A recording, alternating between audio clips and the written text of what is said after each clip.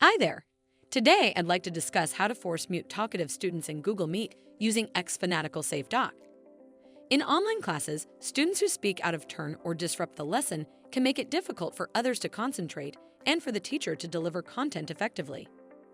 Google Meet's mute feature is useful, but students can often unmute themselves, which allows disruptive behavior to continue unchecked. By implementing force mute settings, educators can maintain control over the audio in a meeting, ensuring that only those who are called upon can speak. That's where xFanatical's Safe Doc comes for the rescue. Safe Doc can help enforce mute settings in Google Meet, empowering teachers to create a more structured and productive learning experience. Setting it up is a breeze. Go to Chrome Web Store page, search for Safe Doc, then click Add to Chrome to add this extension. Once it is installed, by selecting the Enable Meet Mic Off command and setting the value to True, you can force mute talkative students in Google Meet easily.